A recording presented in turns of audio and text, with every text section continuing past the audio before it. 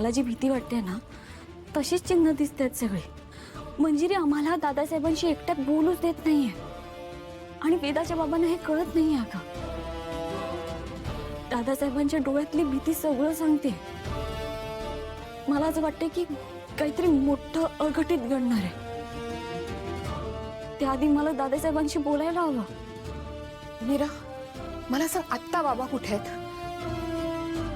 दादासाहेब खोलीत आहेत। मी त्यांच्यासाठी कॉफी घेऊन जाते। तोपर्यंत वेदाचे बाबा तिथेच थांबणार होते, पण ती बाई तिथून हलतच नाही अगं। याचा अर्थ स्पष्ट आहे ना ग, तिला दादासाहेबांना कोणाशी बोलूच द्यायचं नाहीये। मीरा, आपण एक गोष्ट करू शकतो।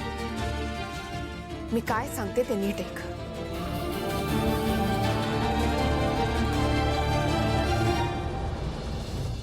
कळलं तुला? हो जा आता, मी आहे इथेच। हो हो।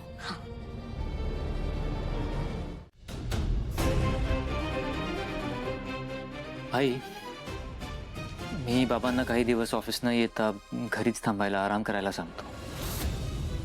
मला माहिती आहे कदाचित ते ऐकणार नाही, पण आपण बोलून बघूयात। हो चालेल।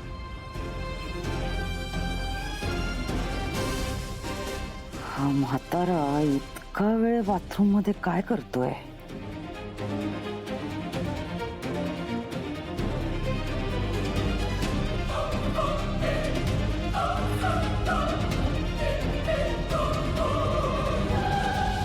दादासाहेब, दादासाहेब,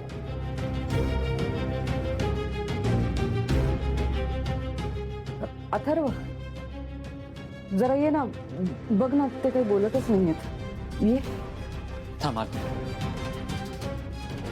दादासाहेब। बाबा,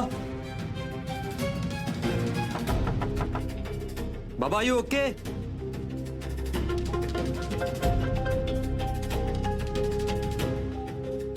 हो हो, झालंच, आलोच। हो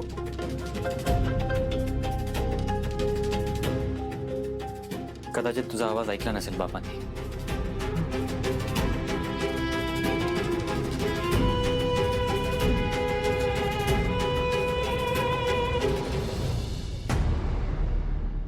माझा आवाज गेला नसेल? नाही नाही, नक्की काहीतरी गडबड आहे।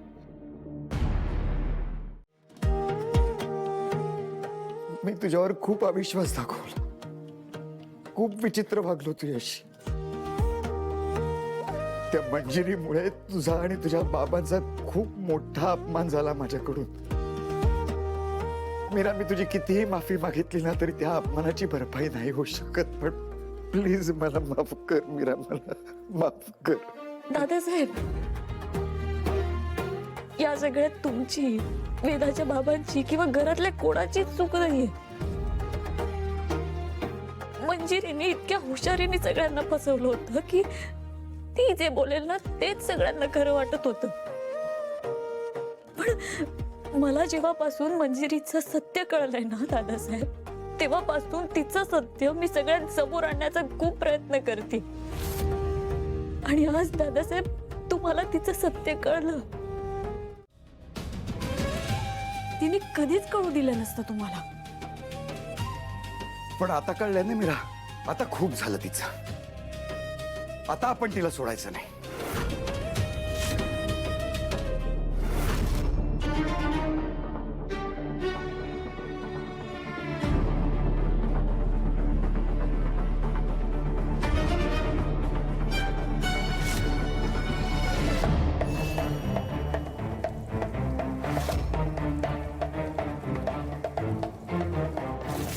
नाहीये, म्हातारा आत नाहीये।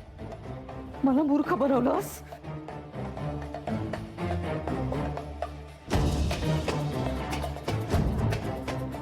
अथर्व, मी आलेच। तू इथेच थांब।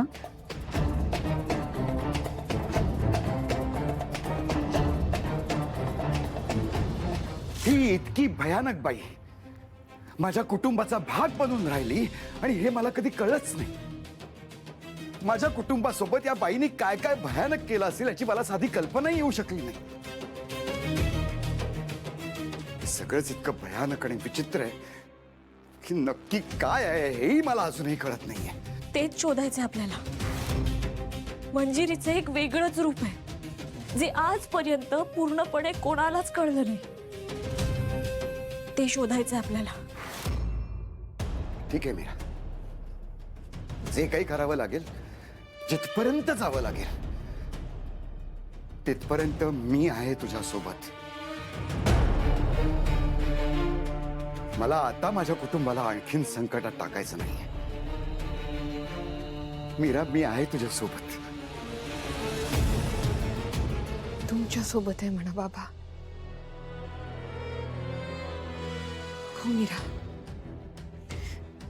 जर या लढाईत बाबा आपल्या सोबत लढणार असतील तर त्यांना माझ्याबद्दल कळायला हवं. त्यांना सांग. अगं पण मीरा, तू तिकडे बघत कुणाशी बोलतेस नक्की? सांग मीरा.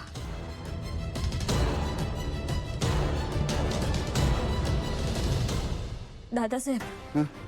मला माहिती आहे तुमच्यासोबत विचित्र आणि अविश्वसनीय गोष्टी घडतात.